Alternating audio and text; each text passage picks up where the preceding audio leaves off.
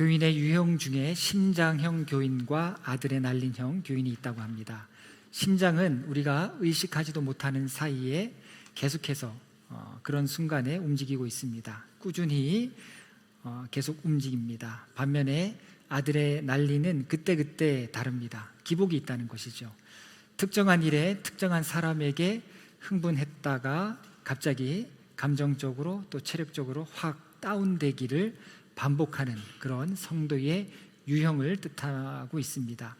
하지만 심장이 그렇지 않습니까? 좋은 날이건 나쁜 날이건 행복하건 우울하건 들뜨건 가라앉건 인정받건 인정받지 못하건 자기 역할을 계속해서 수행을 합니다. 심장은 그렇게 우리가 인식하지 못하는 순간에도 자기 할 일을 하고 있습니다. 그렇기 때문에 심장형 그리스도인은 자신이 섬기는 일에 있어서 심장과 닮았다는 것입니다. 하지만 아드레날린형 그리스도인들은 갑자기 에너지를 분출하다가도 곧 시들시들해진다는 것입니다. 우리에게 필요한 모습은 어떤 모습이겠습니까? 신앙생활을 잠깐 하다가 마는 것이 아니라 한다면 일평생 우리가 믿음으로 살아야 하는 그런 달리기와 같은 그런 삶을 산다라고 한다면 우리에게 필요한 것은 꾸준히 섬기는 그런 신앙이 필요한 것입니다. 왜냐하면 믿음은 관념이 아니라 이 믿음이라고 하는 것은 능력입니다. 우리가 하게 되는 실수 중에 하나는 믿음을 자꾸 관념화하고 이론화해버리는 것입니다. 믿음을 자꾸 설명하려고 합니다. 교회 건물은 설계를 해야 하지만 내 개인의 믿음은 설계해서 되는 일이 아닙니다. 믿음이라고 하는 것은 구원의 문제입니다. 구원의 문제는 내가 어떤 길을 걸어가고 있는가의 문제입니다. 그 길에 따라서 결말은 달라집니다. 요즘 시대는 뭐든지 넘쳐나는 시대가 아니겠습니까? 그런데 그 어느 때보다도 메말라가는 시대이기도 합니다. 사람들의 육체가 피곤하고 영혼은 사막같이 말라갑니다. 예측할 수 없는 인생의 변수에 충격을 받고 상처를 받습니다. 제대로 쉬고 치유할 길도 없고 실패해서 아무것도 배우지 못한 채 밀려드는 새 날을 계속해서 맞이해야 하는 그런 안타까운 상황은 반복됩니다. 그렇기 때문에 우리의 영혼의 독서가 빠져가고 고통의 자리에 지혜와 은혜가 채워져야만 우리가 가야 하는 믿음의 길을 함께 걸어갈 수가 있는 것입니다. 인생의 큰 어려움이나 혹은 바닥까지 한번 떨어져 본 사람은 자신의 인생에서 정말 소중한 것이 무엇인지 이게 한순간에 정리가 됩니다. 아무리 이론으로 가르쳐도 안 되던 것들이 어려움을 통과하면서 깨닫게 되는 것입니다. 우리 믿음도 그렇습니다. 주님의 일을 할 때에 처음에는 내가 갖고 있는 그런 달란트와 또 재주와 열심으로 신이 나서 그렇게 일을 합니다. 그러다가 어려움과 환난이 밀어닥치면 우리의 열심은 바닥을 드러냅니다. 그런데 참 희한하게도 다 죽었다고 생각하는 그 시점부터 성령이 내 안에서 일하기 시작하십니다. 한국의 많은 교회가 어려운 시기를 지나고 있지만 오히려 이런 시기를 통해서 우리의 신앙의 거품은 다 빠지고 진짜 순수한 믿음의 사람들이 드러나는 때가 되는 것입니다. 믿음만이 남아있는 곳에는 우리가 예상하지 못했던 열매가 있고 승리가 있고 놀라운 역사가 일어나는 것입니다. 믿음이 있는 곳에는 믿음의 결과로서 어떤 모습이든지 간에 변화와 열매가 나타나는 것입니다. 믿음으로 넉넉히 이기는 삶을 경험하게 되는 것입니다. 이런 삶이 저와 여러분의 삶이 되기를 소망합니다. 로마서의 말씀은 이 바울의 유언처럼 그렇게 여겨지는 말씀입니다. 시간이 흐를수록 이 바울의 유언 같은 말씀이 디모데 전후서의 말씀이 아니라 바로 로마서이구나 하는 것을 알게 하는 말씀입니다. 로마에 있는 교회는 바울이 유일하게 세우지 않았던 그런 교회입니다. 바울은 로마에 가보지도 않았고 알지도 못했던 교회와 교인들을 향해서 편지를 하고 기록했던 말씀이 바로 로마서입니다. 바울은 로마의 그리스도인들을 방문하기를 원했고 또 그들의 마음을 얻고 그들로부터 자신이 계획하고 있는 선교 사역을 지원받고 싶어 했습니다. 멀게는 스페인까지 가는 선교 사역에 로마 교회와 교인들이 동참하고 지원해 주기를 바라고 있었던 것입니다. 로마라는 이 세계의 가장 중심되는 도시로 가서 사역의 폭을 넓히고자 했던 것입니다. 하지만 로마에 있는 기독교인들 중에는 바울의 기대와는 다른 생각을 갖고 있는 사람들이 꽤 있었습니다. 여러분, 진심은 오해가 되기 쉽습니다. 바울도 이들에게서 오해를 받습니다. 우리가 살아가면서 받는 고통들이 여러 가지가 있습니다. 질병이나 또 경제적인 문제이나 또 자녀 문제이나 여러 가지 고통들을 받고 살아가는데, 그 고통 중에 힘든 것은 사람이 주는 고통입니다. 이 바울도 사람에게서 받는 고통이 굉장히 컸습니다. 특히 로마 교인들에게 받는 고통이 많았습니다. 로마 교인들 중에는 바울에 대해서 안 좋게 생각하는 사람이 있었습니다. 굉장히 이상하지 않습니까? 바울을 만난 적도 없고 경험해 보지도 않았고 겪은 적도 없고 본 적도 없는데 로마의 그리스도인들 사이에서는 바울에 대해서 안 좋은 이야기를 하는 사람들이 있었다는 것입니다. 그들은 바로 로마에 살면서 예수님을 믿었던 유대인들이 바로 그들이었습니다. 이 초대 교회에는 이방인 그리스도인들과 유대인 그리스도인들이 있습니다. 유대인 중에 예수님을 믿은 사람과 유대인이 아닌 이방인 중에 예수님을 믿은 사람, 이 두 부류가 확연하게 나눠지고 두 부류의 특성이 이 성경에도 나오게 되는데, 유대인 그리스도인들은 사도 바울에 대해서 굉장히 안 좋고 적대적으로 생각을 했던 것입니다. 왜냐하면 이들이 볼 때 사도 바울은 유대교의 질서를 어지럽힌다라고 그렇게 여겨졌기 때문입니다. 이때까지만 해도 기독교와 유대교는 분리되지 않았습니다. 그래서 유대인들은 유대교 안에서 예수 그리스도를 믿는다라고 생각을 했던 것입니다. 자, 이런 소식을 바울이 듣게 됩니다. 어떻게 듣게 되냐면, 글라우디오 황제 때 로마에 있는 유대교 회당에서 예수를 믿는 사람들이 복음을 전하다가 소동이 일어나게 됩니다. 정통 유대인들과 소동을 일으키게 되는데, 쉽게 말하면 말다툼이 일어나게 된 겁니다.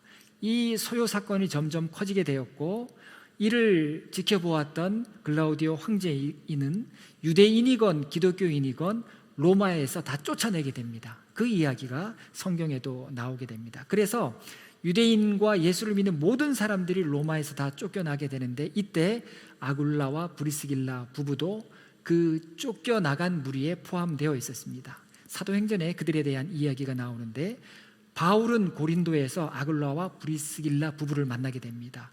아마 그때 자신에 대한 로마 교인들의 생각과 비평을 들었을 가능성이 매우 높습니다. 로마에 살고 있던 유대인 그리스도인들이 바울에 대해서 의혹을 품고 있었던 것, 그리고 바울이 전하는 복음을 전하는 방식 자체에 대해서 문제를 제기한 그런 사람들의 이야기를 들었던 것입니다. 이런 이유 때문에 바울은 로마서를 기록하게 되었고, 인간의 편견과 사소함에서 시작되는 오해와 갈등을 넘어서게 하는 이 복음의 본질에 대해서 바울은 로마 기독교인들에게 어떤 확신을 주고자 했던 것입니다. 여러분, 마음이 복잡할 때마다 항상 말씀 속으로 들어가셔야 되는 이유가 있습니다. 바울은 한 번도 만나지도 않은 사람들에게 생전 듣도 보지도 못한 그런 오해와 비방을 받게 되는데, 바울은 이런 복잡한 마음을 복음으로 풀어가게 됩니다. 이것이 바로 로마서의 말씀인데, 로마서 1장과 4장에서는 우리가 누구인가, 나는 누구인가에 대해서 바울이 말씀을 합니다. 우리는 죄인이어서 그 어떤 행위로도 의롭다 함을 인정받을 수가 없는데, 예수 그리스도를 믿는 그 믿음 하나로 주님께서 다른 거 아무것도 안 보시고 예수님을 내 삶의 주인으로, 내 삶의 왕으로 모시겠다는 그 믿음 하나로 죄에서 구원받게 하시고 하나님의 자녀가 되었다라고 하는 복음 중에 복음의 진수를 설명합니다. 과연 우리 중에 누가 말과 행위에 있어서 옳게 여김을 받을 사람이 있겠습니까? 아무도 없습니다. 그게 아니라 하나님께서 우리를 받아주시고 우리를 의롭게 여겨주셨기 때문에 우리는 구원받았다라고 하는 것을 바울은 강조합니다. 나는 아무 공로가 없고 오직 주의 은혜만이 우리에게 있다는 것을 말씀했던 것입니다. 여러분, 그래서 하나님께서 하시는 일은 참 인간의 생각과 다른 것이, 우리가 무엇인가 큰 일을 할 수 있다라고 자만하는 순간 하나님께서는 그것을 아무것도 아닌 것처럼 만들어 버립니다. 보잘것없게 만들어 버리시죠. 하지만 우리가 작고 연약하다고 고백을 하면 하나님께서는 그것을 크게 만드시는 이유, 그 이유가 뭔가 하면 모든 것이 하나님의 은혜이기 때문에 그렇습니다. 하나님은 인간이 스스로 자랑하고 의지하는 것을 끊어버리십니다. 끊게 하시고 하나님께서 계획하시는 그런 일들을 하게 하시면서 열매를 맺게 하시는 것입니다. 여러분, 믿음이라고 하는 열매는 그렇게 맺어지는 것입니다. 한 번도 만난 적도 없고 대화를 한 적도 없고 생활을 같이 해본 적도 없음에도 불구하고 자신을 오해하고 비방하는 로마 교인들에게 우리는 다 예수 그리스도의 은혜로 하나님의 자녀가 되었다는 것을 바울은 간절한 마음으로 증거를 합니다.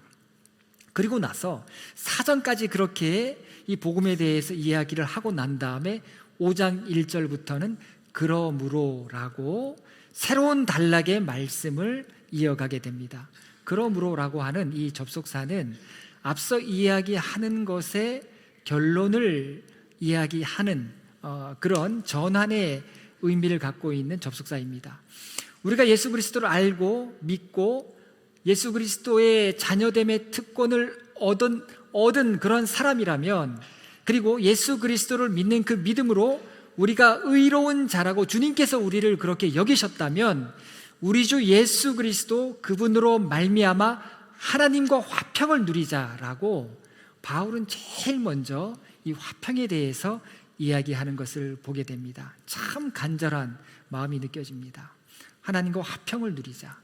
여러분, 로마서 1장부터 4장까지 읽어보면 우리가 어떤 사람인가, 이 죄에 대해서, 율법에 대해서, 그리고 아브라함과 모세가 왜 의로운 자가 되었는가, 이거를 계속해서 죄와 죽음과의 관계, 생명과의 관계로 풀어나갑니다.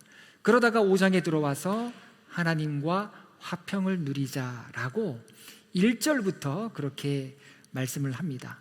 하나님과 화평을 누리자라고 하는 이 말을 원어에 가깝게 번역을 다시 하면 우리가 가진 평안을 즐기자, 우리에게 평화가 있다라고 하는 그런 뜻입니다. 우리가 가진 화평, 우리에게 있는 평화, 우리가 즐겨야 되는 평안, 이것을 어떻게 설명할 수 있겠습니까? 성경적으로는 간단히 이야기할 수 있습니다. 바울의 표현으로도 화평과 평안은 아주 명료하게 이야기할 수 있습니다. 향기예요. 향기로 설명할 수 있습니다. 그리스도의 향기입니다. 그리고 또 다른 표현으로는 고린도후서 2장 16절에 나오는 죽음의 향기와 생명의 향기, 고린도후서 2장 16절에서는 죽음의 냄새와 생명의 냄새로 표현하고 있는데 역시 향기입니다. 생명의 향기가 있는가, 죽음의 향기가 나는가. 여러분, 어저께 비가 오는 가운데에서도 우리 남성교회에서 야후회 모임을 강행하셨습니다. 제가 아마 임원이었다면 저 같은 사람은 고민을 굉장히 많이 했을 거예요. 고민을 굉장히 많이 하고 이거 하면 안 되겠다, 저는 아마 이렇게 판단했을 것인데, 우리 남성교회 임원분들은 대단한 의지를 갖고 계셔서 레일바이크를 그냥 탔습니다.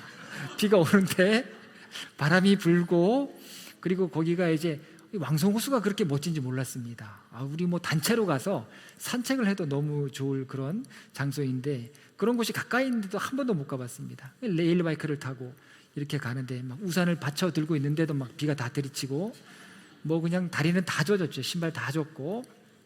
그런데 그게 그렇게 즐거운 거예요. 타고 가는데 이 자연의 냄새가 그렇게 좋았고, 여름 수련회에서도 그런 경험하기 힘든데 이 바람이 불고 비가 오는데도 한 분도 거절을 안 하고 타지 맙시다 이런 분 한 분도 안 계세요. 깜짝 놀랐습니다. 그렇게 막 레일바이크 이제 4명의 한 조를 이루어서 타고 가는데 이 자연의 향기가 나고, 그렇게 타고 가는 모습들 앞서거니 뒤서거니 하면서 타고 가는 그 모습을 보니까 우리가 공동체이구나, 더원교회의 우리가 일원이구나 하는 그런 향기를 맡을 수가 있었습니다. 우리가 이런 경험을 또 언제 해볼까? 우리가 언제 이런 경험을 또다시 할 수 있을까 하는 생각을 하게 되었습니다. 함께 웃고 또 함께 식사하고 또 여러분들께서 합력을 해 주셔서 풍성한 친교의 시간을 갖게 되었을 때 여러분, 거기에 무슨 미움이 있겠습니까? 거기에 무슨 불협화음이 있겠습니까? 생명의 향기가 있는 것입니다. 여러분, 성경을 보면 레위기에 5가지의 아주 중요한 제사가 나옵니다. 번제와 소제와 화목제, 3가지 제사는요, 여호와께서 기뻐하시는 향기로운 제사이다라고 하나님께서 말씀을 하십니다. 그런데 나머지 2 제사, 제와 관련된 속죄제와 속건제에서는 향기라는 단어를 사용하지 않습니다. 자, 그리고 그리스도의 향기라고 했을 때 이것은 자신의 삶을 태워서 번제와 소제와 화목제를 드리겠다는 거예요. 번제와 소제와 화목제가 향기로운 제사가 되는 이유는 자발적으로 드리는 겁니다. 자원해서 드리는 제사이기 때문에 향기가 나는 거예요. 의무적인 제사가 아닙니다. 그런데 속죄제와 속건제는 의무적인 반강제의 의무적인 제사입니다. 죄를 지었을 때 다른 사람의 물건이나 다른 사람에게 대해서 상해를 입혔을 때 반드시 이렇게 제사를 지내라. 이것이 속죄제와 속건제인데 거기서는 향기가 나지 않습니다. 왜? 의무적이기 때문에. 그래서 진정한 향기는 강제와 의무감이 아니라 자원하고 자발적인 헌신이 있을 때 우리 안에 그리스도의 향기가 바라게 되는 것입니다. 우리가 서로에게 짐을 지우려고 한다면 여러분, 여기서 향기가 나지 않습니다. 하지만 서로의 짐을 나눠지려고 한다면 우리가 내는 것은 아니라 할지라도 주님께서 그리스도의 향기를 바라게 하시는 것입니다. 예수 그리스도의 생명의 대열에 그 대열을 우리가 따라간다면 우리에게서, 나에게서는 생명의 향기가 나는 것입니다. 이런 생명의 향기를 맡게 될 때 우리가 하나님의 영광을 보게 되고 어떠한 어려움 가운데에서도 인내하게 되는 것입니다. 여러분, 그래서 어떤 상황에 있든지 어떤 일 가운데 있든지 나 자신은 항상 복음 안에서 다루셔야 합니다. 나 자신을 복음 안에서 다루셔야 돼요. 나는 죄인이라는 겁니다. 내 안에 부패한 마음이 있고 왜곡된 자아가 있고 그로 인해서 나는 내 생명을 이어갈 수 없고 내게 아무리 소망을 기도해도 비전을 가질 수 없는 그런 사람이 바로 나라는 것입니다. 이것이 복음 안에서 나를 다루는 방법입니다. 하지만 예수 그리스도로 말미암아 내가 생명을 알고 얻게 되었고 그 생명으로 내가 오늘 살아간다는 이 복음 안에서 내 자아를 바라보게 될 때 말씀해 주시는 능력을 잊게 되고 그 어떤 어려움에서도 인내할 수 있게 되는 것입니다. 그래서 4절 말씀을 보면 바울이 인내는 연단을 낳는다라고 했습니다. 여러분, 여기서 연단이라고 하는 단어 성경에서 여러 가지 용례로 사용되는데 거기서 아주 중요한 용례가 있는데 그게 뭐냐면 성품이에요. 인내는 연단을 낳는다. 인내는 성품을 빚는다라는 것입니다. 여러분, 하나님께서 감당하실 만한 시험을 여러분들에게 주십니다. 우리 장로님들 괜히 장로님의 직분을 갖는 게 아니고요, 감당하실 만한 직분을 허락하시기 때문에 그 직임을 감당할 수가 있는 겁니다. 여러분, 목회자도 아무리 신학생이고 전도사라 할지라도 감당할 수 있을 때 전도사 되게 하시고 감당할 수 있을 때 목회자가 되게 하시고 또 감당할 수 있을 때 담임자가 되게 하시고, 저는 그렇게 믿습니다. 감당할 수 있을 만큼 하나님께서 시험을 허락하시죠. 그리고 반드시 뚫고 나갈 수 있는 지혜와 능력을 주십니다. 이렇게 시험과 어려움은요, 우리로 하여금 하나님께서 새로운 능력을 얻게 하시면서 또 새로운 정결함을 주게 하시고 그로 인해서 그렇게 인내하게 하면서 우리로 하여금 하나님께서 쓰실 만한 성품, 믿음의 성품을 갖게 하시는 것입니다. 그래서 앞으로도 제가 여러 번 말씀드렸죠. 앞으로 우리에게는 많은 시험과 고난과 환난이 있을 것이다. 여러분, 우리 더원교회가 그런 시험이 있을 때마다 저와 여러분은 더 큰 능력과 더 큰 믿음의 안목을 갖게 될 것이고 더 큰 주님께서 쓰시고자 하는 성품을 갖게 되는 것입니다. 어려움이 있을수록 하나님과 사랑과 화평에 갈 수 있는 그런 성품을 갖게 되리라고 저는 믿습니다. 여러분, 이것이 연단된 사람의 모습인 것입니다. 그렇기 때문에 고난과 시험이 나쁜 것만은 아닙니다. 우리가 피해야 할 그런 것만은 아니에요. 고난과 시험을 통해서만 알 수 있는 믿음의 역설이 있기 때문에 그런 것입니다. 그리고 연단은 소망을 이룬다. 여러분, 소망이라고 하는 것은 하늘에서 뚝 떨어지지 않습니다.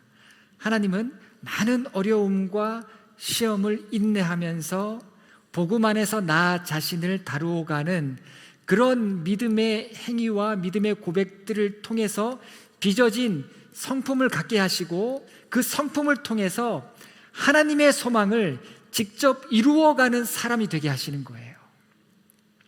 인내하게 하시고, 또 연단되게 하시고, 연단으로 말미암아 갖게 된 성품을 통해서 그 사람을 하나님께서 쓰시는데, 그 사람이 하나님의 소망을 이루어갈 수 있는 사람이 되도록 하나님께서 사용하시는 것을 보게 됩니다. 여러분, 이게 축복인 거예요. 하나님께서는 우리에게 이미 많은 것을 허락하셨습니다. 왜 허락하셨겠습니까?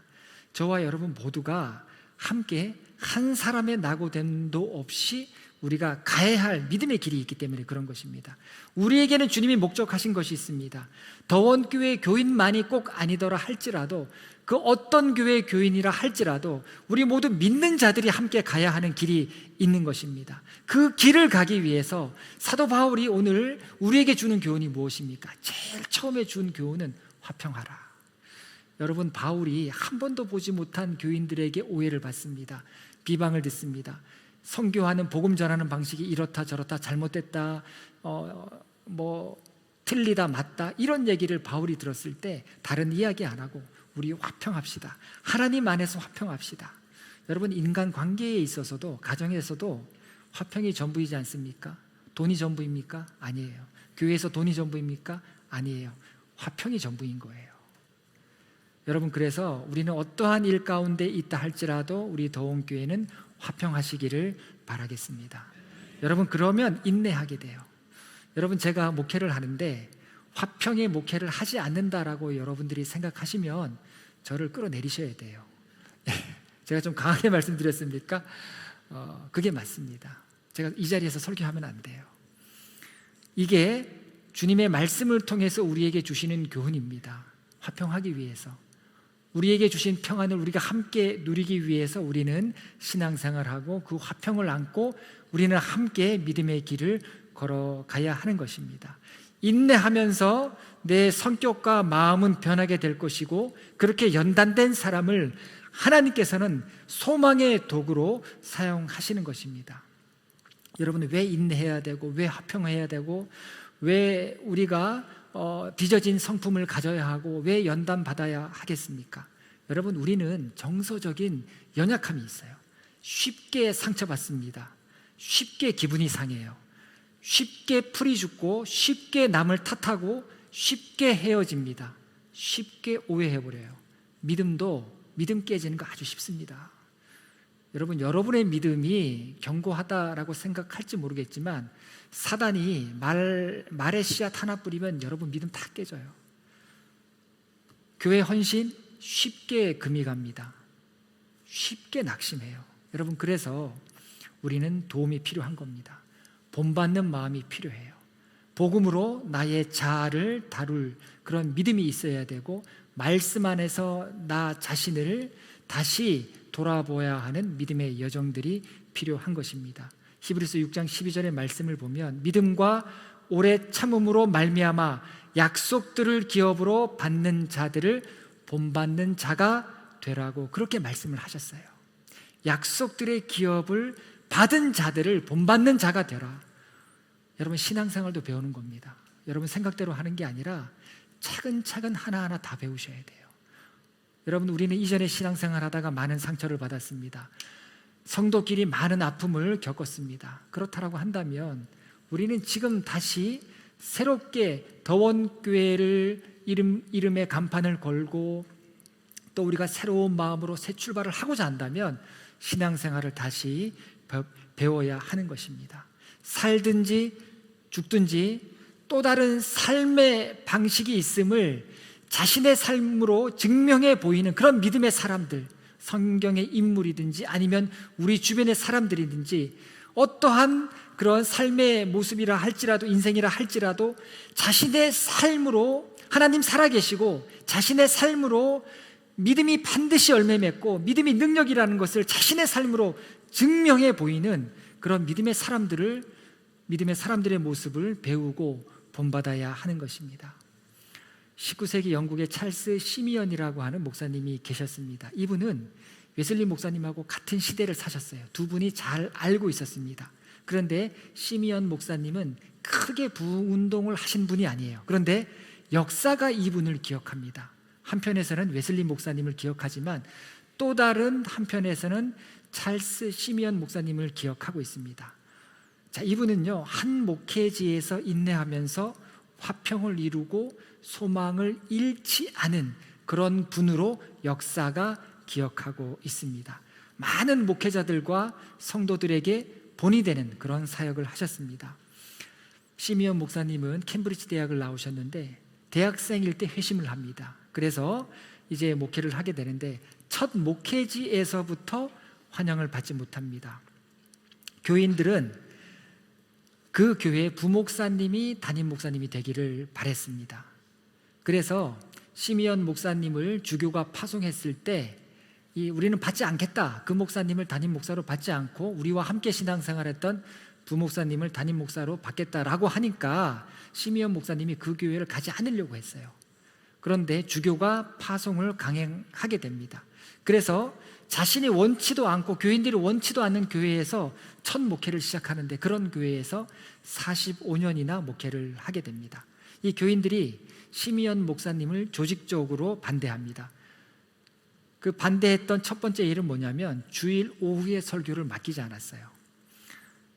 그래서 자신들이 좋아하는 부목사님에게 주일 오후 예배에 설교를 맡깁니다. 그리고 그 부목사님이 5년 뒤에 교회를 떠나자 이번에는 다른 목사님을 데려와서 그 목사님에게 주일 오후 설교를 7년이나 맡기게 됩니다. 그러니까 시미언 목사님은 담임 목사로 부임을 했음에도 불구하고 12년 뒤에나 주일 오후 설교를 할 수 있었던 것입니다. 지도력을 인정하지 않는 교인들과 12년을 함께 한 것입니다. 그리고 이 교인들이 두 번째로 한 일은 주일 아침마다 지정석을 가진 교인들이 있었는데 그들은 예배당에 나오지 않았어요. 그런데 정작 그들은 다른 교인들이 자기 자리에 앉지 못하게 했던 겁니다. 여러분, 19세기 영국에는 대부흥운동이 일어나는데 대부흥운동이 일어나고 있을 그때에도 이런 교회의 어려움들은 있었던 것입니다. 여러분, 지금 앉고 계시는 자리 지정석 아니죠? 예, 다음 주에는 이쪽에 앉아 계신 분들 이쪽으로 앉으시고요, 이쪽에 앉으신 분들 이쪽으로 앉으시고, 성가대도 파트를 좀 바꾸시죠. 예, 베이스 테너 파트 좀 바꿔서 앉으시고, 이 참 얼마나 약한 마음을 갖고 있습니까? 자기가 앉는 자리를 딱 지정해 놓고 그 자리에 아무도 못 앉게 하는 거예요. 그러니까 시미언 목사님이 사비로 의자를 사다가 갖다 놓았습니다. 그러니까 이들이 교회에 들어와서 그 의자를 교회 공동묘지에 다 버리게 됩니다. 그런 일까지 있었습니다. 그래서 나중에 이 교회 문제 때문에 영국 교회에서 법령이 제정되게 됩니다. 그 법령은 교회의 지정석을 갖지 못하도록 그렇게 법령이 제정되는데 이 목사님은 그 법을 자신의 교회에 적용하지 않습니다. 자, 그러면 문제가 다 해결되었을까? 아니에요. 그 교회에서 목회 30년이 되는 시점에 교인들 가운데 또 시미언 목사님을 반대하는 그런 사람들이 생겨나게 되면서 평지 풍파가 일어나게 됩니다. 시미언 목사님은 이때 한 친구에게 편지를 보내게 되는데 이렇게 이야기합니다. 전에는 태평양을 항해했는데 이제는 여울과 암초로 가득한 홍해를 항해하는 법을 배우고 있다라고 편지를 합니다. 한 교회에서 30년을 목회하고 그런 일이 일어났다면 이제 내가 여기를 떠나야 되겠구나 라는 생각을 할 수밖에 없습니다. 하나님께서 나에게 이렇게 응답을 주셨구나, 내가 이제 떠나야 되겠다라고 생각할 수밖에 없습니다. 그런데 이 목사님께서는 오래 참습니다. 자, 그렇게 오래 참을 때 이 교회에는 다시 평화가 찾아오게 됩니다. 그리고 시간이 흘러서 지난 후에 목사님은 또 다른 친구에게 이렇게 고백을 합니다. 사랑으로 한 마음이 된 성도들을 목양하는 기쁨을 나는 지금 누리고 있습니다 라고 고백하게 됩니다. 이 시미언 목사님이 기독교 역사에서 아주 좋은 목회자로 본보기로 많은 성도와 목회자들에게 남을 수 있었던 것, 그분의 믿음과 오래 참음과 화평케 하는 사역과 그리고 인내하는 이 모든 믿음이 많은 목회자와 성도에게 귀감이 되었던 것입니다. 저는 우리가 한때는 우리가 광야로 나왔다라고 그렇게 생각을 하고 많은 분들이 기도를 그렇게 했습니다. 하지만 저는 지금 우리는 부용초와 같다. 물에 떠 있는 그런 식물 있지 않습니까? 바람이 불면 이리로 흘러가고 또 물결이면 저리로 흘러가는 그런 부용초와 같다라는 생각을 합니다. 자, 그럴지라도 하나님께서 꼭 우리에게 바라시는 모습이 무엇인가? 하나님께서 저를 비롯해서 우리 모든 더원교회 성도님들에게 정말 새기기 원하시는 하나님의 뜻이 무엇일까? 저는 오늘 본문 말씀에 답이 있다고 생각합니다. 여러분, 우리 모두가 하나님의 화평 가운데 거하고 또 오래 참고 인내하고 그 가운데 우리는 하나님께서 빚어갈 것이고 그런 빚어진 성품으로 인해서 하나님의 소망을 이루는 그런 놀라운 역사가, 그런 놀라운 변화가 저와 여러분들을 기대하시는 하나님의 뜻이라고 믿습니다. 여러분, 이 길이 우리가 함께 가야 할 길이고 이 길이 우리 모두가 구원받는 길이며 우리 모두 한 명도 낙오됨이 없이 가야 하는 그런 길인 것입니다. 우리는 지금 한 길을 걷고 있습니다. 십자가를 각자 지고 나를 부인하면서 주님께서 원하시는 주님의 뒤를 따라 걸어가게 될 때 화평을 이루게 하시고 결국에는 우리 가운데 하나님의 소망을 품게 하실 줄로 믿습니다. 그런 믿음의 사람들이 되시기를 바라겠습니다. 기도하시겠습니다.